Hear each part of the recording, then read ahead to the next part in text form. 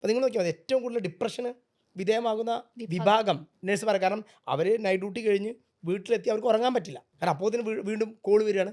എറണാകുളത്തിൻ്റെ ഒരു പ്രമുഖ ആശുപത്രിയിൽ ഒരു നഴ്സ് ആത്മഹത്യ വരെ ചെയ്യാൻ ശ്രമിച്ചു. അടുത്ത് ഒരു ദിനത്തിൽ മാത്രം ഓർത്തിരിക്കേണ്ട ഒരു കാര്യമില്ല. ഞങ്ങളെപ്പോഴും പറയാൻ എന്താണ് അറിയോ, നഴ്സസ് ദിനം എന്ന് പറഞ്ഞത് ഫ്ലോറൻസ് നൈറ്റിംഗേലിലെ നഴ്സുമാരെ ഓർക്കുന്നത്, പ്രവർത്തിക്കുന്നത് യഥാർത്ഥത്തിൽ ആശുപത്രി മാനേജ്മെൻറ്റാണ് തീരുമാനിക്കുന്നത്.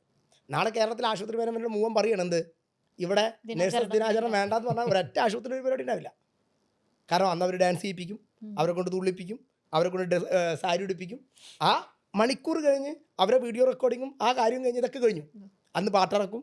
അങ്ങനെയാണ് ഇവിടുത്തെ യഥാർത്ഥത്തിൽ ഒരു ആളുകളെ കണ്ണിപ്പൊഴിടുക എന്നുള്ളത്. ഇതല്ല നമുക്ക് വേണ്ടത്. നമുക്ക് വേണ്ടത് അവർക്ക് കൃത്യമായിട്ട് ഒരു പരിഗണന കിട്ടണം. ഹോസ്പിറ്റലിൽ ഏറ്റവും കൂടുതൽ സമയം പ്രവർത്തിക്കുന്ന നഴ്സുമാരുടെ ആരോഗ്യത്തെപ്പറ്റി നമ്മൾ ആരെങ്കിലും ചിന്തിക്കാറുണ്ട്? തീർച്ചയായിട്ടും. അവർക്ക് അസുഖമൊന്നും വരാത്ത ആൾക്കാരാണോ? അവർക്ക് അസുഖം വരും. അവർക്ക് ചികിത്സ വേണം. ആ ചികിത്സിക്കാൻ എന്തൊക്കെയാണ് സംവിധാനം നമുക്ക് കൊടുക്കുന്നത്? അപ്പോൾ അതെല്ലാം ഒരു ഹോസ്പിറ്റലിൻ്റെ നമ്മുടെ കുടുംബമാണ്. ഇപ്പം ഞാൻ സംഘടനയും ഇതൊന്നും ഞാൻ എടുത്ത് പറയുന്നില്ല. പക്ഷേ നമ്മുടെ ആശുപത്രിയിൽ വർക്ക് ചെയ്യുന്ന നഴ്സുമാർ നമ്മുടെ കുടുംബാംഗങ്ങളാണ്. ഞാനിപ്പം കഴിഞ്ഞ ദിവസം നമ്മുടെ ഹോസ്പിറ്റൽ, കണ്ണൂർ നമ്മുടെ ഹോസ്പിറ്റൽ നഴ്സുമാർ ഞാൻ പറഞ്ഞ ഒരേ ഒരു കാര്യമുള്ളൂ, നിങ്ങളിൽ ഇൻട്രസ്റ്റുള്ള എത്ര പേരുണ്ട് അഡ്മിനിസ്ട്രേഷൻ രംഗത്ത് വരാൻ? അവരെ ട്രെയിൻ ചെയ്യിക്കാൻ ഞാൻ തയ്യാറാണ്.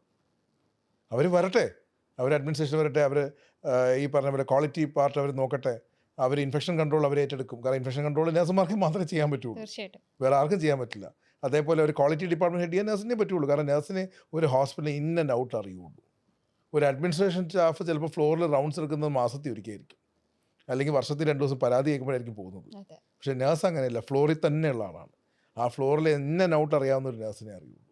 അപ്പോൾ ഒരു ഹോസ്പിറ്റലിൽ സത്യം പറഞ്ഞാൽ എൻ്റെ അഭിപ്രായത്തിൽ ഒരു മേലധികാരിയായിട്ട് ഇരിക്കാൻ യോഗ്യതയുള്ള ഒരാൾ ഒരു നഴ്സാണ്. പക്ഷേ നഴ്സിന് ബാക്കിയുള്ള സ്കിൽസ് ട്രെയിൻ ചെയ്തെടുക്കണം എന്നുള്ളതാണ് നമ്മളെപ്പോലെ ആൾക്കാർ ചെയ്യേണ്ടത്.